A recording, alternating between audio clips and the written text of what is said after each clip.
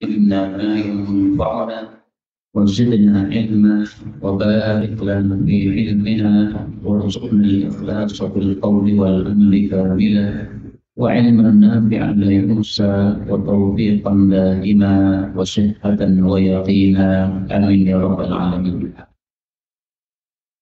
Alhamdulillah kaum muslimin rahimakumullah. Sebelum kita mulai kajian kitab Siyam karya Imam Tirmidzi, kita buka dulu dengan membaca ayat-ayat tentang puasa, yaitu surah Al-Baqarah ayat 183. Baik, kita baca ini. A'udzu billahi minasy syaithanir rajim.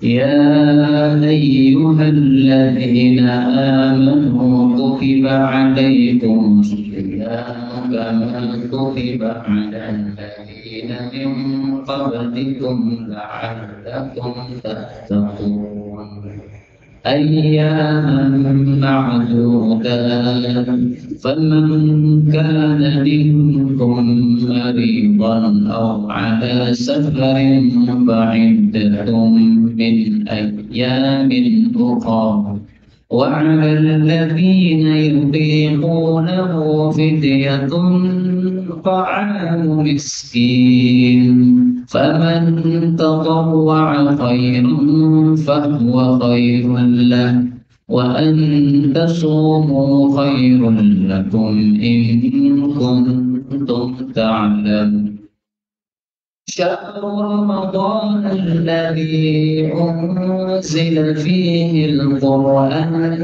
هدى للناس وبينات من الهدى والفرقان فمن شهد منكم الشهر فليصم ومن كان مريضا أو على سفر فعدة من أيام أخر يريد الله بكم اليسر ولا يريد بكم العسر ولتكملوا العدة ولتكبروا الله على ما هداكم ولعلكم تشكرون وإذا سألك عبادي عني فإني قريب أجيب دعوة الداع إذا دعان فليستجيبوا لي وليؤمنوا بي لعلهم يرشدون. الحمد لله رب العالمين. اللهم ارحمنا بالقرآن آمين. Sekarang kita lanjutkan pengajian kitab Siyam atau kitab Shaum karya Imam At-Tirmidzi rahimahullah. Dan kita sudah sampai pada hadis yang ke-70.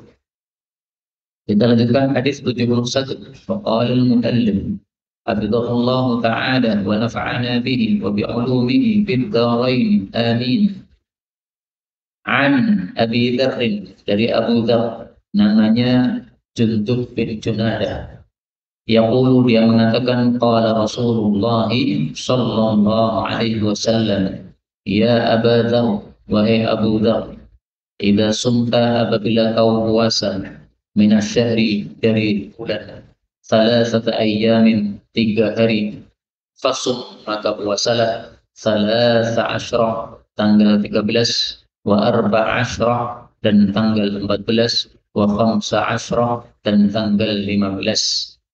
Waqad ruwiya, dan telah diriwayatkan, fi ba'dil hadis, dalam sebagian hadis Nabi sallallahu alaihi wasallam, anna, bahwasanya, man shama, siapapun yang puasa, thalathata ayyamin, 3 hari, min kulli syahrin, dari setiap bulan, kana kaman shama dahra, itu seperti orang yang puasa setahun penuh. Hadis sahih. Ini tambahan ini sebenarnya tidak perlu karena sudah ada pada hadis berikutnya, yaitu hadis nomor 72. Hadis ini menunjukkan 2 hal. Yang pertama, disyariatkannya kita puasa setiap bulan 3 hari. Dan 3 hari itu adalah bebas. Tetapi lebih utama tanggal 13, 14, 15. Dan itulah yang disebut sebagai ayyamul bid, hari-hari putih. Disebut hari-hari putih karena pada tanggal 13, 14, 15 ini terjadi purnama. Apa sempurnanya pada tanggal 15. Maka sinarnya yang putih itu menyebabkan disebut sebagai hari-hari putih. Ini pendapat mayoritas para ulama. Sebagian kecil ulama berpendapat yang disebut ayyamul bid itu mulainya tanggal 12, 12, 13, 14. Tapi pendapat ini lemah. Sehingga sebaiknya kalau kita mau puasa ayyamul bid, kita pakai pendapat mayoritas para ulama. Perselisihan pendapat ini sudah disebutkan oleh Imam Nawawi dalam kitabnya Riyadhus Shalihin, silahkan dilihat di sana. Kemudian yang kedua, hadis ini menunjukkan fadilah puasa 3 hari setiap bulan. Fadilahnya apa? Seperti puasa 1 tahun. Kenapa? Karena amalan di dalam Islam minimalnya 1 dilipat gandakan 10. Kalau kita puasa 3 hari, seolah-olah puasa 30 hari. Berarti sama dengan sudah puasa setahun. Itulah yang disebutkan pada hadis berikutnya, hadis 72. Wa an Abi Dzar radhiyallahu anhu qala Rasulullah sallallahu alaihi wasallam man shoma, siapapun puasa min kulli syahrin, dari setiap bulan, maksudnya bulan Arab, thalathata ayyamin, 3 hari bebas, tidak harus 13, 14, 15. Fadzalika, maka itu adalah siyamud dahri, puasa setahun penuh. Fa'anzalallahu azza wa jalla, maka Allah azza wa jalla menurunkan tasdiqa dzalika, pembenaran sabda Nabi tersebut, fi kitabihi, di dalam kitabnya yaitu Al-Qur'an. Man jaa'a bil hasanati falahu 'ashrun amsaluha. Ini boleh dibaca ashrun, boleh dibaca asyru. Kalau asyru amsali, li-nya kasrah. Tapi kalau asyrun amsalu, lu-nya dhamma. Dua-duanya qiraat mutawatirah. Man jaa'a, siapa yang datang, bil hasanah, dengan kebaikan, falahu, maka baginya asyrun, 10, amsaluha, semisalnya. Artinya pahalanya dilipat gandakan oleh Allah 10 kali. Al-yawmu, 1 hari, bi asyrati ayyamin, sama dengan 10 hari, karena digandakan oleh Allah Subhanahu wa ta'ala. Hadis ini menunjukkan bahwa fadilah puasa 3 hari setiap bulan, tidak harus ayyamul bid, adalah seperti puasa setahun penuh. Fadilah yang lain untuk puasa 3 hari setiap bulan adalah melenyapkan penyakit-penyakit hati. Hadisnya tidak diriwayatkan oleh Imam Tirmidzi, tapi kita temukan dalam kitab Sunan Nasai. Mari kita lihat hadisnya. Wa harus sadr. Rasul sallallahu alaihi wasallam bersabda, "Ala ukhbirukum bima yudhibu wa harus sadr." Maukah saya beritahukan sesuatu yang bisa melenyapkan penyakit-penyakit hati? Shaum thalathati ayyam, yaitu puasa 3 hari, min kulli syahrin, setiap bulan. Hadis riwayat non itu Nasai. Maka siapa yang merasa hatinya kurang bersih atau ada penyakit-penyakit apa saja, penyakit dengki, penyakit benci kepada sesama muslim dan sebagainya, itu cara menggosoknya hati supaya bersih, itu puasa 3 hari setiap bulan. Ini yang menjamin Rasulullah sallallahu alaihi wasallam. Kemudian hadis ini menunjukkan juga bahwa amalan dalam Islam 1 dilipat gandakan oleh Allah menjadi 10. Tapi ini hanya minimalnya. Adapun maksimalnya tidak ada batas. Jadi bisa lebih dari 10, bisa sampai 70, bisa sampai 700, bisa sampai tidak ada batas. Dalilnya di dalam surat Al-Baqarah. Allah Subhanahu wa taala mengatakan, Al-Baqarah ayat 245. Man dzalladzi yuqridu Allah qardan hasanan fayudha'ifahu lahu adhafan katsira. Siapa yang mau memberikan pinjaman kepada Allah dengan pinjaman yang baik, maksudnya sedekah, maka Allah akan lipat gandakan kepadanya dengan lipat ganda yang banyak. Nah, kata-kata lipat ganda yang banyak ini, kata para ulama, maksudnya tidak ada batasnya. Karena itu mumpung ini bulan Ramadan, ada kesempatan sedekah, kita sedekah.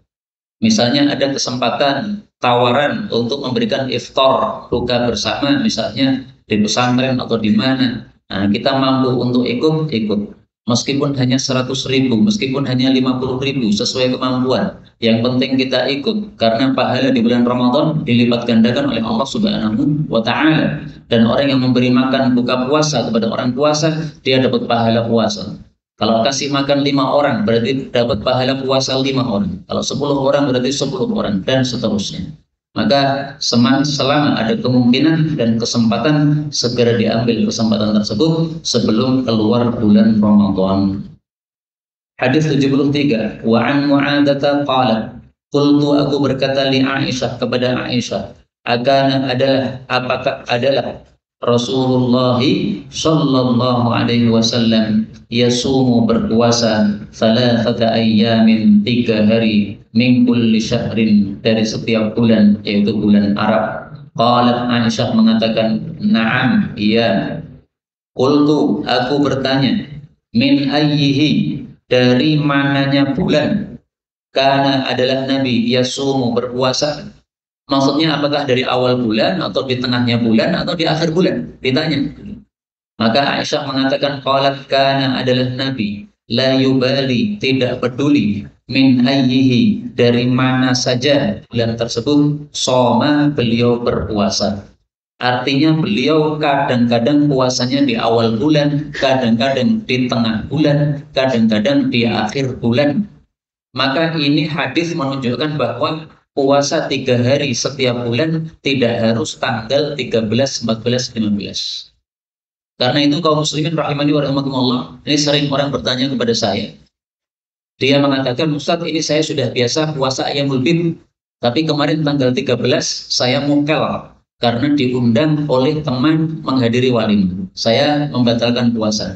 Apakah bisa diganti tanggal 16? Jawabnya jelas sangat bisa, ya. Jadi kalau biasa 13, 14, 15, karena suatu udzur tidak puasa pada tanggal-tanggal tersebut, silahkan diganti tanggal apa saja, bebas. Dalilnya hadis ini, la yubali, Nabi nggak peduli, mau awal, mau tengah, mau akhir, sama saja. Fungsinya tetap 2 tadi, yaitu seolah-olah puasa 1 tahun dan menyebabkan apa? Hati kita jadi bersih. Fadilahnya tetap sama. Meskipun tetap saja yang tanggal 13, 14, 15 lebih utama karena ada dalil yang khusus yang menyebutkannya.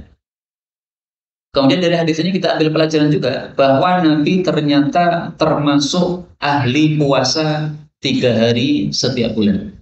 Karena itu kalau kita cinta kepada Nabi Shallallahu Alaihi Wasallam dan mampu untuk puasa 3 hari setiap bulan, sangat-sangat disarankan untuk melakukan. Kenapa? Ini bukti cinta kita kepada Rasulullah Shallallahu Alaihi Wasallam. Dan siapa yang cinta kepada Nabi Shallallahu Alaihi Wasallam, maka nanti akan bersama dengan Rasul Shallallahu Alaihi Wasallam. Sebagaimana sabda Nabi Shallallahu Alaihi Wasallam, al-mar'u ma'a man ahabba. Seseorang itu bersama orang yang dia cintai. Kalau cinta kepada Nabi Shallallahu Alaihi Wasallam, nanti akan bersama Nabi di dalam surga. Nah, tapi cinta kepada Nabi itu harus ada buktinya. Buktinya apa kamu cinta kepada Nabi? Nah, salah satu bukti ya kayak begini tadi. Melihat Nabi melakukan apa, kita mampu, kita ikuti. Kalau tidak mampu, nggak masalah, nggak harus. Karena memang ini hanya puasa sunnah. Tapi yang mampu silahkan diambil ini. Ini kesempatan sangat terbuka untuk kita bisa membuktikan cinta kita kepada Nabi. Dan nanti akan bersama Nabi Yuna Muhammadun Sallallahu Alaihi Wasallam. Dan kita berdoa kepada Allah, mudah-mudahan semua kita berjumpa dengan Nabi di dalam jannahnya. Amin ya rabbal alamin. Kita lanjutkan bab berikutnya. Bab majaa, bab riwayat yang datang fi fadlis shaum, tentang fadilah puasa. Hadis 74, an Abi Hurairah radhiyallahu anhu qala qala Rasulullah sallallahu alaihi wasallam, inna, sesungguhnya, Rabbakum, Rabb kalian, yaqulu, mengatakan, berarti ini hadis qudsi, kullu hasanatin, setiap kebaikan, bi asyri amsalihha, 10 kali lipatnya, maksudnya pahalanya, ila, sampai, sab'i mi'ati dhifin, 700 kali lipat. Wasaumu li, dan puasa itu untuk saya. Wa ana ajzibi, dan saya membalas dengannya. Wasaumu dan puasa itu junnatun, perisai, minan nari, dari api neraka. Wala khulufu, dan sungguh bau famis shaim, mulutnya orang puasa, atyabu, lebih wangi, indallahi, di hadapan Allah, min rihil miski, dari baunya minyak wangi misik. Wa in, dan apabila jahila, berbuat jahil, ala ahadikum, kepada salah satu kalian, jahilun, seseorang yang berbuat jahil, wa huwa shaim, sementara dia sedang puasa, falyaqul, maka hendaklah dia mengatakan, inni shaim, aku sedang puasa. Dalam riwayat yang lain diulang 2 kali, inni shaim, inni shaim.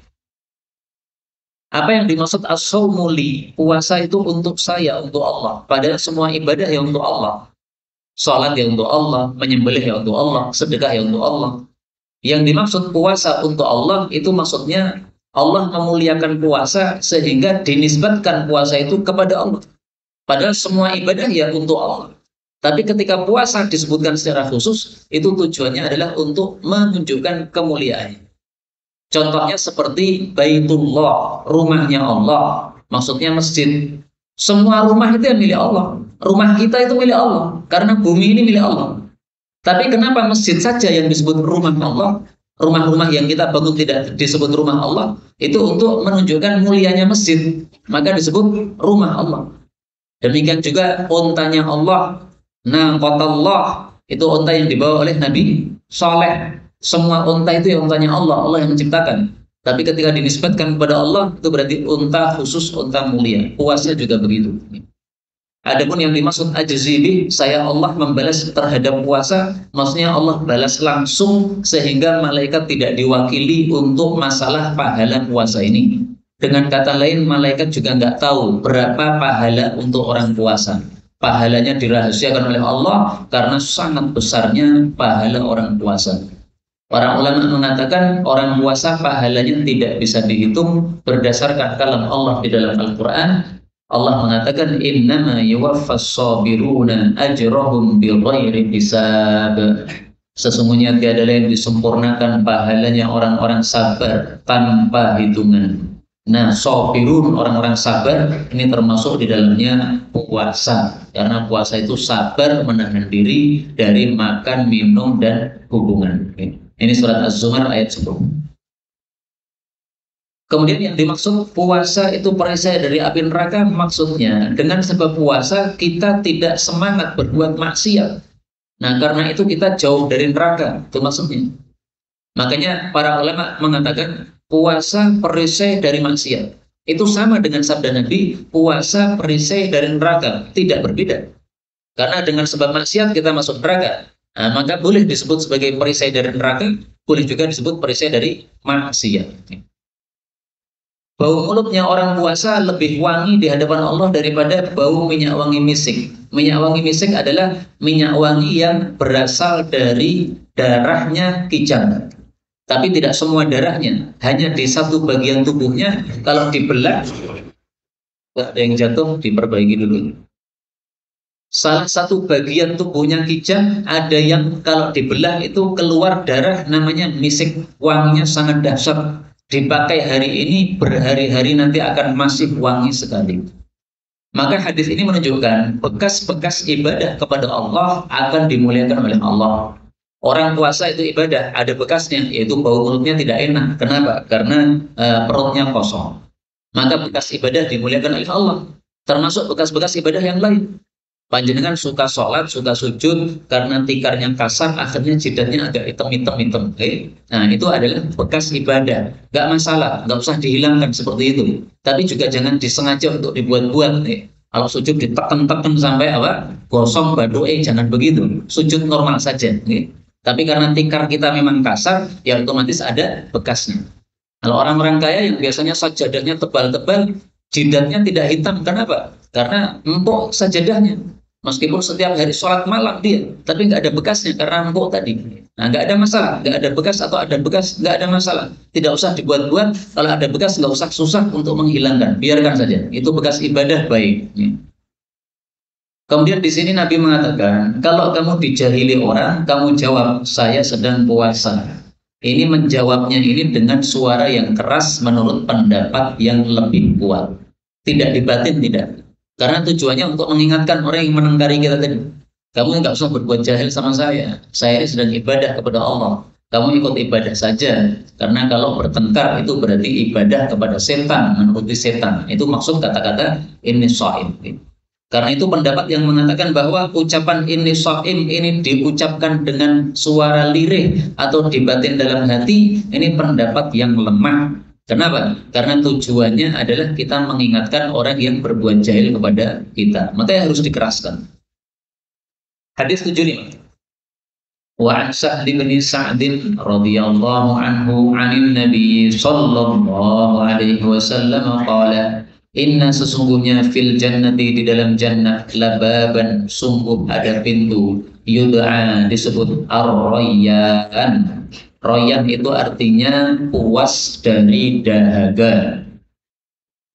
Untuk siapa ini? Yud'alahu dipanggil untuk pintu tadi as-shaimun, orang-orang yang ahli puasa. Jadi balasan itu sesuai dengan amalnya. Kita beramal puasa menyebabkan haus, maka balasannya di surga adalah dibikin tidak haus. Maka masuk pada pintu royan. Royan puas dari dahaga, nggak akan haus selama-lamanya. Pintu jannah ada jumlahnya 8, disebutkan dalam hadis-hadis Nabi. Pintu neraka jumlahnya ada 7, disebutkan dalam Quran.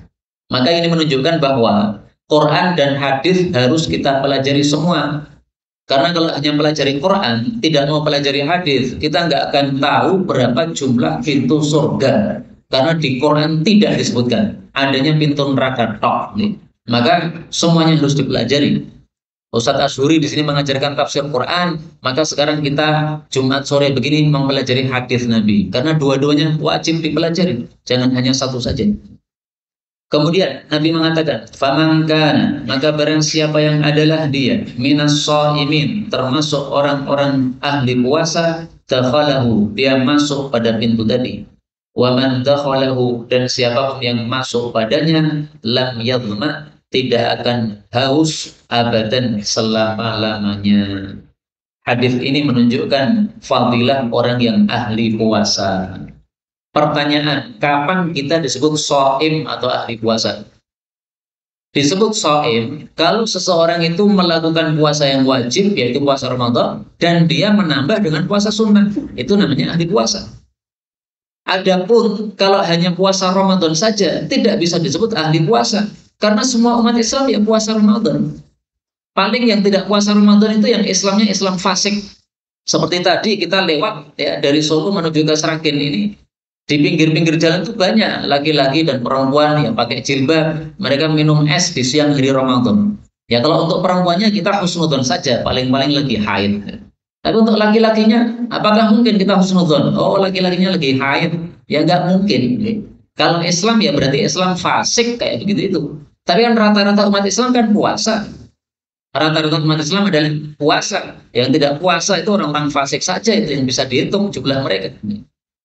Nah, karena itu kaum muslimin, kalau kita pengen termasuk ahli puasa ini, hendaklah kita menambah selain puasa Ramadan, juga kita tambah puasa sunnah. Hanya saja saya belum tahu puasa sunnah yang kita tambah itu harus minimalnya berapa supaya kita termasuk ahli puasa. Apakah harus Senin Kamis? Apakah cukup dengan Ayyamul Bid? Ataukah cukup dengan menambah 6 hari setelah Ramadan? Saya berharap kepada Allah, mudah-mudahan kalau ada orang punya puasa Ramadan dan punya puasa sunnah, meskipun hanya 6 hari di bulan Syawal, maka sudah termasuk ahli puasa, karena dia sudah melakukan tambahan yang tidak wajib. Wallahu a'lam bishawab. Yang jelas kita berdoa kepada Allah, mudah-mudahan masuk surga tanpa hisab, tanpa adab. Amin ya rabbal alamin. 76.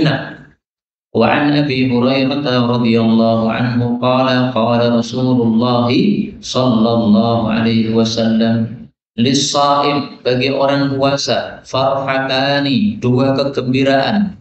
Farhatun, 1 kegembiraan, hina yuftir, ketika berbuka.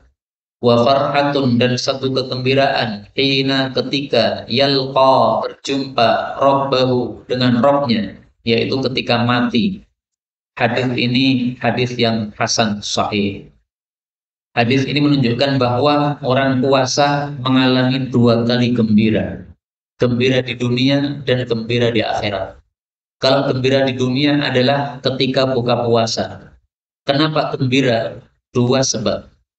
Sebab yang pertama, sebelumnya dilarang makan, habis itu sudah boleh makan, pasti senang. Karena manusia itu semuanya suka makan, suka minum. Dilarang makan ya lapar, dilarang minum ya haus. Begitu sudah boleh, pasti senang.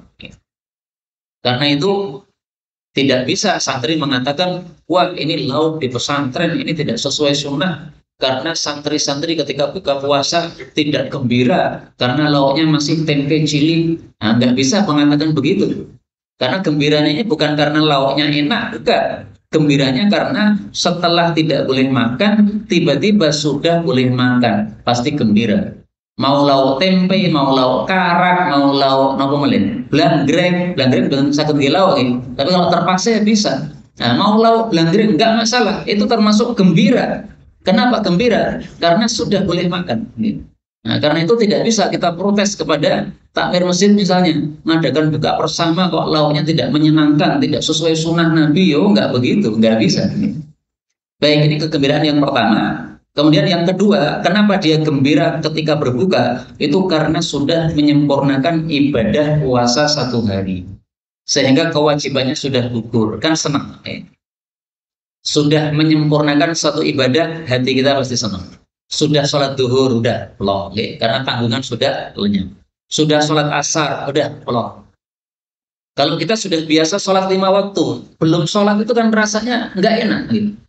Kita safar misalnya, kemudian cari-cari masjid, nggak ketemu masjid, susah kan hatinya. Wah, kapan ini ketemu masjid? Ini kita mau segera sholat ini. Tapi begitu sudah sholat, sudah. Alhamdulillah.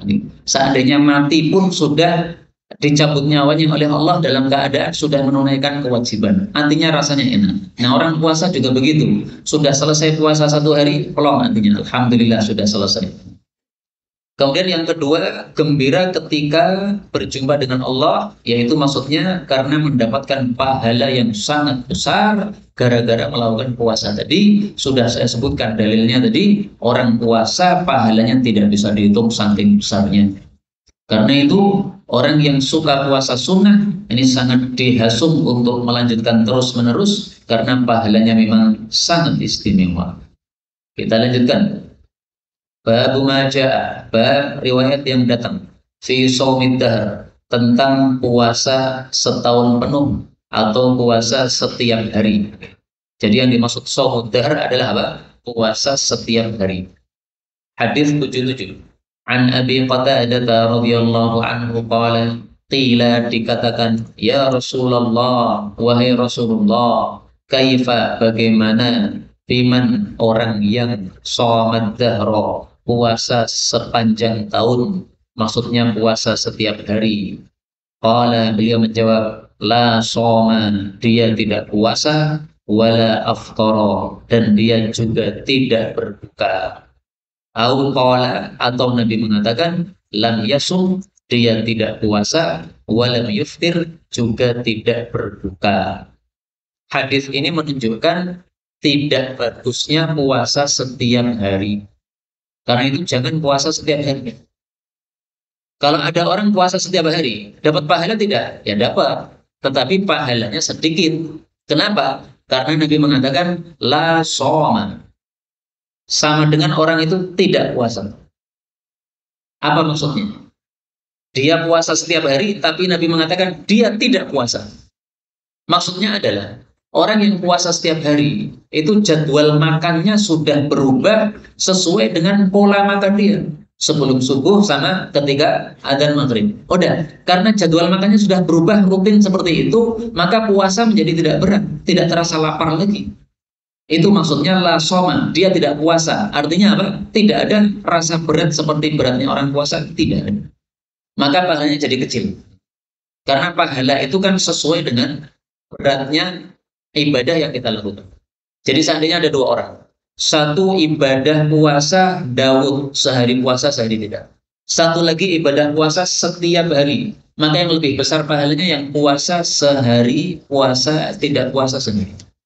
Kenapa? Karena dia lebih berat. Karena begitu dia tidak puasa, maka jadwal perutnya balik normal lagi. Besok puasa lagi, lapar lagi. Ketika tidak puasa lagi, normal lagi jadwal perutnya. Tapi kalau puasa setiap hari, sudah perut nggak terasa lapar karena sudah terbiasa. Orang Sunda makannya kan cuma 2 kali sehari, yaitu karena sudah terbiasa begitu nggak lapar. Orang Jawa coba disuruh makan 2 kali sehari, ya keluwen. Kenapa? Jadwal perutnya orang Jawa tidak sama dengan jadwal perutnya orang Sunda. Karena itu kalau mau ngirit silahkan nikah sama orang Sunda. Tapi makannya 2 kali, tapi dandani ngenteke ragat angke, sepodo mawon. Baik, kembali ke sini. Maka Nabi mengatakan la soma, tidak puasa itu karena tidak berat. Adapun Nabi mengatakan wala aftar, dia tidak berbuka. Itu memang faktanya tidak berbuka. Faktanya kan dia puasa kan setiap hari kan. Jadi maksudnya jangan puasa seperti itu. Karena itu para ulama berselisih pendapat apa hukumnya puasa setiap hari. Sebagian ulama mengatakan boleh, sebagian lagi mengatakan tidak boleh. Yang mengatakan boleh dengan syarat yang penting 5 hari selama setahun tidak puasa, yaitu hari Idul Fitri, Idul Adha, dan 3 hari tasyrik.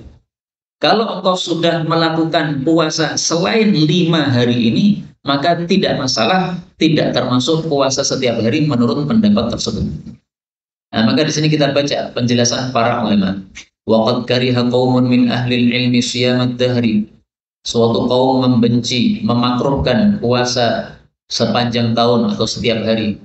Wa qalu, mereka mengatakan innama yakunu siyamud dahri idza lam yuftir yaumal fitri wa yaumal adha wa ayyamut tasyrik. Tiada lain disebut puasa setiap hari itu kalau tidak berbuka pada Idul Fitri, pada Idul Adha, dan pada hari tasyrik. Faman aftara hadhil ayyam, siapa yang berbuka pada 5 hari ini, faqad kharaja min haddil karahiyah, maka sudah tidak makruh lagi. Wala yakunu qad shamat dahra kullah, dan tidak disebut dia puasa setiap hari. Nah, ini pendapat yang pertama.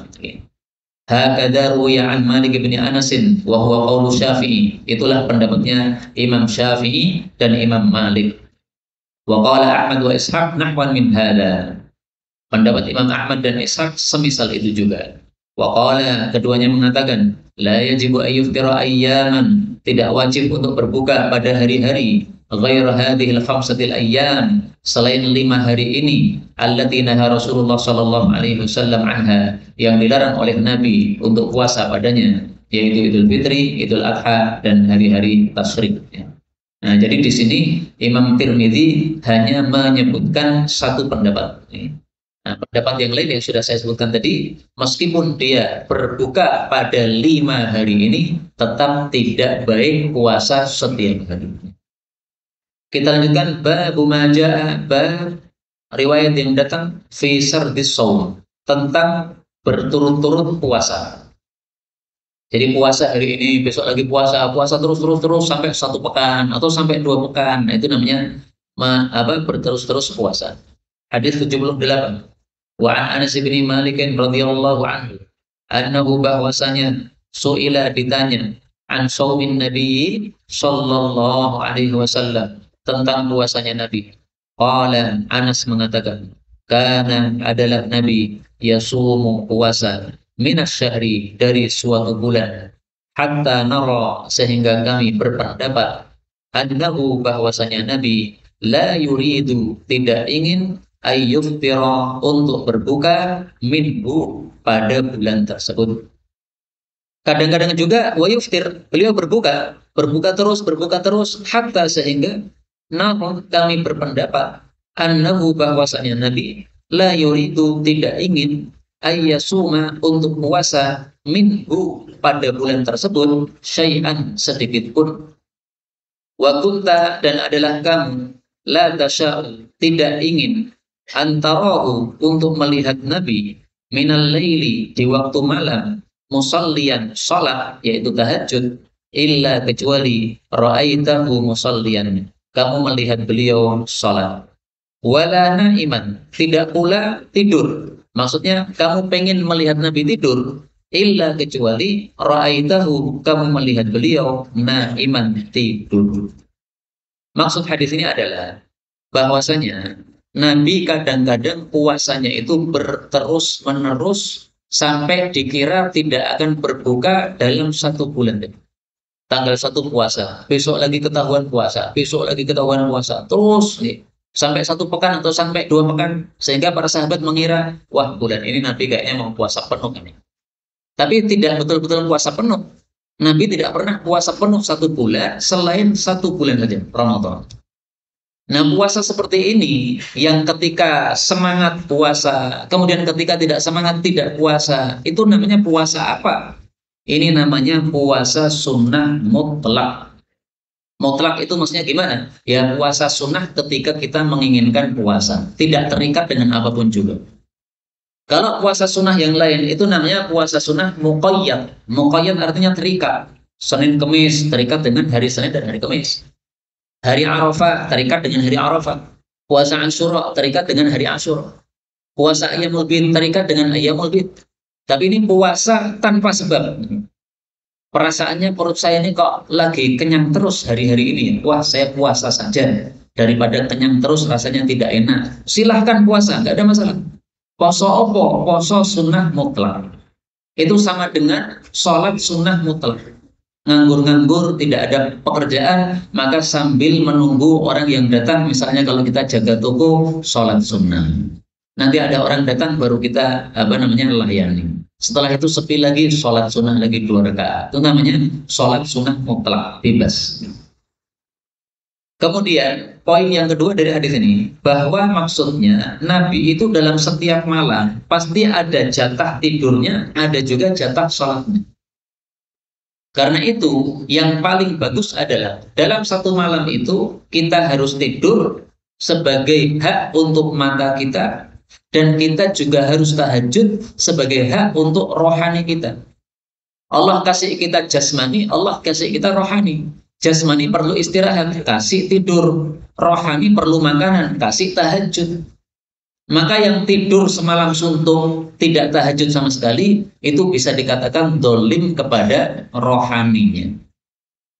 Orang yang semalam suntuk tahajud, tidak tidur sama sekali, itu bisa dikatakan dolim kepada jasmaninya. Lah Nabi mengajari kepada kita, jangan dolim kepada dua-duanya. Jasmani kamu kasih haknya, tetap tidur. Rohani juga kamu kasih haknya, tahajud. Apalagi pada bulan Ramadan ini, rohani kita harus ditambahi makanannya. Yang biasanya tahajud cuma 1 jam misalnya, ditambah menjadi 2 jam. Sholat tarawih yang di masjid itu jangan mencukupkan sampai di situ saja. Tarawih di masjid kita ikuti, bagus. Kemudian kalau sudah pulang ke rumah, tidur, nanti bangun lagi tarawihhan sendiri. Okay? Dan tarawihhan sendiri di rumah, itu menurut sebagian ulama, lebih utama pahalanya daripada tarawihhan di masjid. Meskipun tarawih di masjid fadilahnya juga besar, yaitu kalau menghadiri dari awal tarawih sampai akhirnya tarawih sampai selesainya imam, maka mendapatkan pahala sholat semalam suntuk, yaitu pahala sholat 10 jam. Tarawehan biasanya cuma 30 menit lagi.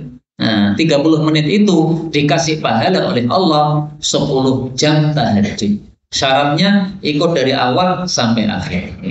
Tapi kalau belirin dulu sebelum imamnya selesai, maka pahalanya tidak seperti itu. Kita lanjutkan 79.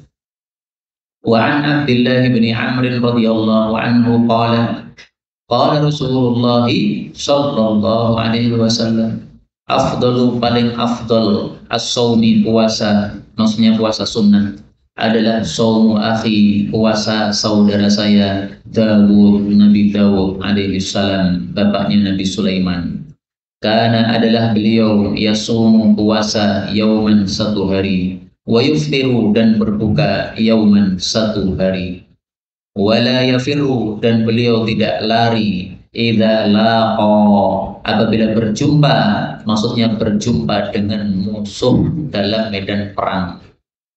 Jadi Nabi Daud itu kuat jasmani dan kuat rohani. Kuat rohaninya dibuktikan puasa Daud, yaitu sehari puasa sehari tidak, selang-sering. Dan kuat jasmaninya dibuktikan kalau perang tidak pernah lari, selalu maju. Orang-orang pada kocar-kacir, beliau maju sendiri, tidak akan lari. Kalau orang-orang ya kadang-kadang lari, kadang-kadang maju. Kalau melihat bahwa musuhnya lebih kuat, ternyata nggak bisa dihadapi, mundur mereka, lari. Nabi Daud tidak pernah. Dan memang para nabi itu semuanya adalah orang-orang yang rohaninya kuat dan jasmaninya kuat karena rohaninya kuat. Karena rohani yang kuat itu mempengaruhi kepada jasmani. Jasmani kita terpengaruh oleh rohani kita. Buktinya, ada orang-orang tua, usianya sudah tua, rambutnya sudah berubah, tapi sholat tahajudnya Masya Allah, 2 jam berdiri kuat, Pak. Pemuda-pemuda itu 2 jam wis kemeng kabeh. Loh kenapa kok begitu? Jasmani yang sudah rapuh, sudah tua kok bisa kuat? Itu gara-gara rohaninya kuat, maka jasmaninya terpengaruh. Banyak orang-orang tua bisa baca Quran 1 hari 1 juz, 1 hari 2 juz. Banyak itu orang-orang tua. Anak-anak muda bisa dihitung jari itu. Lah kok bisa anak muda yang masih kuat malah tidak mampu 1 juz 1 hari? Kenapa itu? Itu rohaninya yang kurang kuat. Kalau rohaninya kuat, jasmaninya ikut kuat, terpengaruh itu. Karena jasmani rohani ini bergabung satu pada seseorang. Maka kalau kita pengen jasmaninya kuat, adalah kita perkuat apa? Rohani kita. Kemudian qala ba'du ahli ilm, berkata sebagian ulama, afdhalus siyam, puasa paling utama antasuma yauman, kamu puasa 1 hari, wa tuftiru yauman, berbuka 1 hari. Wa yuqalu, dikatakan hadza huwa, inilah asyaddus siyam, puasa yang paling berat. Sebagian orang bertanya kepada saya, boleh nggak Ustaz puasa Daud tapi coba-coba dulu? Nanti kalau ternyata nggak kuat ya akhirnya berhenti dari puasa Daud. Boleh, silakan. Memang amalan paling utama itu yang kontinu sampai mati. Memang betul. Tapi bukan berarti tidak boleh puasa Daud tanpa kontinu. Tidak begitu. Mau nyoba dulu, barangkali tubuh saya kuat, saya tak lanjut. Kalau ternyata nggak kuat, ya sudah, saya berhenti. Silakan dicoba. Dicoba puasa Daud. Kalau nyoba jangan 1 pekan, coba 1 bulan. Kalau 1 pekan belum nyoba itu untuk saya. 1 bulan kuat nggak? Kalau kuat, nah lanjutkan. Kalau nggak kuat, nggak usah nantang. Puasa puasa yang lain saja. Kita lanjutkan. Babu majaa, bab riwayat yang datang fi karahiyati, tentang makruhnya as-saumi, puasa yaumal fitri, pada hari Idul Fitri, wan nahri, dan Idul Adha. Yang dimaksud makruh dalam bab ini maksudnya adalah haram. Jadi panjenengan perlu ngerti, ulama-ulama salaf mereka membuat istilah makruh tapi maksudnya adalah haram. Maka istilah makruh itu memang ada 2 makna. Kalau ulama-ulama salaf, ulama-ulama terdahulu, mereka sering mengatakan kata-kata makruh, tapi maksudnya haram. Adapun ulama-ulama belakangan, mereka menyebut haram ya haram, menyebut yang tidak haram dengan istilah makruh, supaya jelas hukumnya. Kalau ulama dulu itu, pokoknya ini dilarang makruh ya. Baik itu makruh betul maupun haram, semuanya disebut makruh. Dan istilah makruh, padahal maksudnya haram, itu ada dalam Quran. Surat apa? Surat Al-Isra. Kullu dzalika kana sayyi'atan 'inda rabbika makruha. Kullu dzalika, semua itu, yaitu yang disebutkan pada ayat-ayat sebelumnya. Kana sayyi'atan, adalah jelek itu, atau kana sayyi'uh, 2 qiraat. 'Inda rabbika, di hadapan Allah, makruha, dibenci. Nah, ini kata-kata makruh di sini tidak bisa diartikan makruh, tapi maksudnya haram, dibenci oleh Allah, dimurkai oleh Allah. Karena yang disebutkan sebelumnya apa? Sombong. Nah, sombong ini haram. Kemudian mencuri timbangan, ya, menjual tapi tidak adil, ya. Kemudian apa? Mendolimi harta anak yatim, mengambil hartanya anak yatim. Kemudian membunuh orang, kemudian zina, dan sebagainya. Ini semuanya nggak ada yang makruh nih. Semuanya dari awal sampai akhir semuanya haram. Maka istilah makruh dalam Quran berbeda dengan istilah makruh dalam ilmu fikih. Ilmu fikih mengatakan makruh itu maksudnya tidak haram, derajatnya di bawah haram. Nah, ini termasuk kata-kata makruh yang disebutkan Imam Tirmidzi, ini yang maksudnya adalah haram. Hadis 80. Wa an Abi Humaidin Maula Abdurrahman bin Auf radhiyallahu anhuma qala syahidtu, aku menghadiri Umar bin Al-Khattab, Sayyidina Umar fi yaumin nahri, pada hari Idul Adha.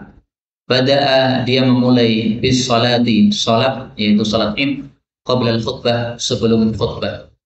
Thumma qala, kemudian Umar berkata, sami'tu Rasulullah sallallahu alaihi wasallam, aku dengar Nabi yanha, melarang, an saumi, dari berpuasa, hadainil yaumain, dua hari ini. Yaitu apa? Amma yaumul fitri, adapun hari raya Idul Fitri. Fafitrukum, maka itu adalah berbukanya kalian, min saumikum, dari puasa kalian. Wa idun, dan hari raya lil muslimin, untuk kaum muslimin. Jadi tidak sepantasnya puasa. Oh, hari raya itu harus bahagia kok malah lapar puasa, enggak pas nih. Wa amma yaumul adha, adapun hari raya Idul Adha, fakulu, maka makanlah, min luhumi, dari daging-daging, nusukikum, sembelian-sembelian kalian. Karena daging sembelian kita itu sama dengan hidangan dari Allah Subhanahu wa taala. Allah kasih kita duit, setelah itu Allah suruh kita untuk menyembelih korban, setelah itu Allah menyuruh kita makan, berarti kan hidangan dari Allah. Allah memberikan hidangan, malah kita puasa, itu nggak sopan sama Allah. Makanya puasa 2 hari ini para ulama sepakat haram hukumnya, tidak boleh. Dan andaikan ada orang nekat tetap puasa pada 2 hari raya ini, 1, puasanya tidak sah, 2, dia berdosa. Berdosa kenapa? Karena melanggar aturan. Tidak sah kenapa? Karena waktunya tidak pas. Sama dengan sholat duhur jam 10 pagi, yang nggak sah. Sholat asar jam 2 siang, dia tidak sah. Kecuali kalau musafir, di jamak sholatnya duhur dan asar jam 2 siang, nggak masalah. Tapi kondisi normal, kita tidak safar, sholat asar jam 2, ya tidak sah, belum waktunya. Sama juga puasa Idul Fitri, Idul Adha, bukan waktunya. 81. Wa an Abi Sa'id al-Khudri radhiyallahu anhu qala, naha, telah melarang Rasulullah sallallahu alaihi wasallam an siyamaini, dari 2 puasa, yaumil adha, hari Idul Adha, wa yaumil fitri, dan hari Idul Fitri. Lah tadi saya mengatakan puasa yang dilarang atau yang haram ada 5. Fitri, Adha, sama hari tasyrik. Mana dalilnya hari tasyrik? Kok enggak ada? Jawabnya adalah bab setelahnya. Bab majaa, bab riwayat yang datang. Fi karohiyati, tentang makruhnya, maksudnya haramnya. As-sawmi, puasa, fi ayyamit tasyrik, pada hari-hari tasyrik. Hadis 82. Wa an Uqbah bin Amir radhiyallahu anhu qala, qala Rasulullah sallallahu alaihi wasallam, yaum Arafah, hari Arafah, wa yaumun nahri, dan hari Idul Adha, wa ayyamun tasyriqi, dan hari-hari tasyrik adalah iduna, hari raya kita, ahlal Islam, yaitu kaum muslimin. Wahia, dan dia adalah ayyamu aklin, hari makan, wa syurbin, dan hari minum. Yang dimaksud hari makan dan hari minum ini kembali kepada hari Idul Adha dan hari tasyrik, tidak kembali kepada hari Arafah. Kenapa? Karena untuk hari Arafah sudah lewat dalilnya bahwa kita justru disunahkan untuk puasa Arafah. Maka berarti yang dimaksud hari makan minum ini adalah 2 yang disebutkan setelahnya, yaitu Yaumun Nahri, hari Idul Adha, dan Ayyamun Tasyrik, hari-hari tasyrik. Tasyrik itu artinya apa? Orang-orang Arab biasanya pada tanggal 11, 12, 13 Idul Adha itu mereka menjemur daging-daging mereka supaya dagingnya awet, karena zaman dulu belum ada kulkas. Maka perbuatan seperti itu disebut apa? Tasyriq. Maka nama-nama ini ada sebabnya. Yaumun Nahr. Kenapa disebut Nahr? Nahr itu menyembelih. Meskipun menyembelih boleh tanggal 11, tanggal 12, tanggal 13, tapi kan paling utama tanggal 10. Maka tanggal 10 itu disebut hari penyembelihan karena itu paling utama. Dan hari-hari tasyrik yang 3 ini, masing-masingnya juga punya nama. Tanggal 11-nya namanya adalah Yaumul Qor. Tanggal 12-nya namanya adalah Awsatu Ayyamit Tasyrik. Tanggal atau Yaumun Nafr, Nafril Awal. Kemudian tanggal 13-nya Yaumun Nafril Tsani, masing-masing ada namanya. Kemudian ini penjelasan tidak usah kita baca ya, karena sudah pernah kita jelaskan, yaitu intinya adalah hari-hari tasyrik tidak boleh kita puasa, kecuali kalau ada orang yang haji tamattu, kemudian dia tidak mendapatkan binatang hadiu untuk disembelih, maka dia kan wajib puasa 10 hari kan. Nah 10 hari ini disebutkan dalam Al-Quran adalah 3 hari ketika masih di Mekah, kemudian 7 hari ketika sudah sampai ke rumah. 3 hari ini boleh puasa pada hari tasyrik. Saya ulangi lagi, orang yang haji tamattu ketika tidak punya binatang hadiu dan dia wajib puasa, berarti maka boleh puasa 3 harinya pada hari tasyrik. Ini hukum khusus bagi mereka saja. Kita lanjutkan. Babu karahiyati, bab makruhnya al-hijamah lis-shaim bagi orang yang puasa. Nah, kalau makruh di sini memang bukan haram yang dimaksud nih. Jadi kata-kata makruh menurut istilah para ulama salaf ada 2 maksud. Kadang maksudnya haram, kadang maksudnya tidak haram. Seperti dalam kasus ini tidak sampai kepada haram. Jadi kalau ada orang bekam pada saat puasa gimana? Ya kalau kuat boleh, nggak ada masalah. Hadis 83. Wa an Rafi' bin Khadij anin Nabi sallallahu alaihi wasallam qala aftara, telah berbuka, maksudnya telah batal puasanya, al-hajim, orang yang membekam, wal mahjum, dan orang yang dibekam. Hadis ini menyebabkan para ulama berselisih pendapat. Mazhab Hambali berdasarkan hadis ini mengatakan bekam membatalkan puasa. Berarti bekam hukumnya apa? Haram bagi orang yang puasa karena membatalkan puasa. Tapi pendapat mazhab Hambali ini bertentangan dengan mayoritas ulama. Mayoritas ulama mengatakan bekam tidak membatalkan puasa. Kenapa? Nabi pernah melakukan. Seandainya bekam membatalkan puasa, tidak mungkin Nabi melakukan. Lah terus bagaimana hadis ini? Hadis ini ternyata sudah mansuh. Mansuh itu sudah dihapus hukumnya. Kok tahu kalau sudah mansuh? Karena ternyata kasusnya itu di awal-awal Islam. Sementara Nabi berbekam ketika puasa, itu kasusnya di akhir-akhir Islam. Nah, ketika ada 2 dalil yang bertentangan, kalau kita mengetahui yang satu ini adalah di awal Islam, yang satu adalah di akhir Islam, maka dipastikan itu berarti hukumnya sudah dihapus. Dan contohnya sangat banyak seperti ini. Karena itu mayoritas para ulama tidak memakai hadis ini, karena hadis ini meskipun sahih, tetapi apa? Sudah mansuh hukumnya.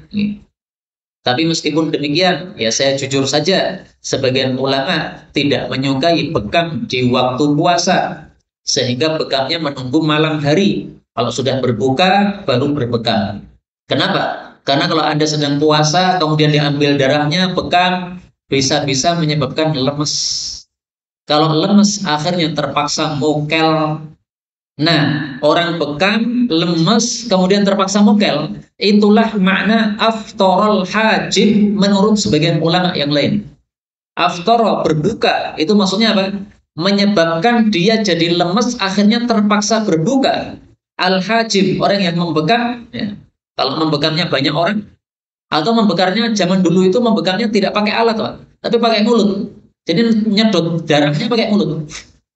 Nah, kadang-kadang nyedotnya itu kebablasan, lek masuk ke tenggorokan, batal kan. Nah, maka menurut sebagian ulama, aftara di sini bukan kok batal puasanya, bukan, tapi maksudnya kalau kamu sedang puasa, kamu malah membekam, kamu bisa-bisa puasamu batal. bisa-bisa batal, bukan pasti batal, bukan. Gara-gara tadi kesedot darahnya. Kalau orang yang dibekam puasanya batal gara-gara dia lemes, akhirnya terpaksa mengkel. Sudah nggak kuat lagi, sudah terpaksa mengkel. Nah, maka dengan kata lain, jangan melakukan di waktu puasa perkara-perkara yang kamu menyebabkan jadi lemes. Jangan. Kecuali kalau pekerjaan yang harus dilakukan. Sehari-hari dia bekerja kuli angkut misalnya. Nah, kalau memang pekerjaannya seperti itu, kalau dia tidak bekerja, anak istrinya tidak bisa makan, ya silahkan kerja kuli angkut, nggak masalah. Tapi disesuaikan dengan kemampuan. Mampunya misalnya sampai jam 10, ya sudah jam 10 berhenti saja. Toh sudah dapat upah, bisa untuk makan, untuk anak istri. Udah cukup. Nggak usah sampai sore seperti hari biasanya. Sampai sore memang duitnya banyak, tapi jadi puasanya batal nanti gara-gara tidak kuat. Seperti itu. Nah, ini penjelasannya panjang, nggak usah kita baca ya, selewati saja. Ini pengajiannya cepat nih, biar segera kata. Dan juga karena sudah luwe nih kisah pembicaraan ini, nah, maka penjelasannya rasa suwe-suwe, makin tidak tambah luwe. Kita lanjutkan. Bab maja'a, bab riwayat yang datang minar rukhsati, tentang rukhsah keringanan fi dzalika, dalam masalah bekam tadi itu. Hadis 84. Ani bin Abbas radhiyallahu anhuma qala, ihtajama, telah berbekam Rasulullah sallallahu alaihi wasallam wa huwa muhrimun, dalam keadaan beliau ihram, shaimun, juga dalam keadaan puasa. Hadis ini derajatnya sahih, yaitu sahih. Wa ruwiya, dan diriwayatkan bahwa kejadian itu fima baina, antara Makkah wal Madinah, kota Makkah dan kota Madinah. Tapi hadis ini riwayatnya mungkar. Mungkar termasuk hadis yang dhaif. Jadi poin pertama hadis ini sahih. Nabi bekam pada saat ihram, pada saat puasa, itu sahih. Kejadiannya di mana? Di antara Mekah dan Madinah. Ini yang dhaif, ini yang tidak benar. Nah, kejadiannya di mana? Nggak ngerti. Karena tidak, hadis yang sahih tidak menyebutkan tempatnya. Tapi nggak penting bagi kita. Yang penting kita tahu hukumnya, bahwasanya orang bekam tidak batal puasanya. Berdasarkan hadis ini, dan inilah pendapat mayoritas para ulama, di antara mereka adalah Imam Malik, demikian juga Imam Asy-Syafi'i rahimahullah ta'ala. 4 mazhab, Hanafi, Maliki, Syafi'i, mengatakan bekam tidak membatalkan puasa. Satu mazhab saja yang mengatakan bekam membatalkan puasa, yaitu mazhab Hambali. Tapi masing-masing punya dalil. Mazhab Hambali menggunakan dalil hadis yang pertama, yaitu hadis 83. Mazhab jumhur mayoritas memakai dalil hadis yang ke-84, karena menganggap hadis yang 83 tadi sudah mansukh hukumnya. Inilah kaum muslimin rahimani wa rahimakumullah yang dapat kita baca pada pertemuan kali ini. Benarnya dari Allah Ta'ala, kalaupun ada salahnya fa astaghfirullahaladzim li wa lakum. Insyaallah hadis 85 dan seterusnya kita baca pada waktu yang lain. Sebelum ditutup, mungkin ada pembahasan dari penjelasan saya yang kurang jelas.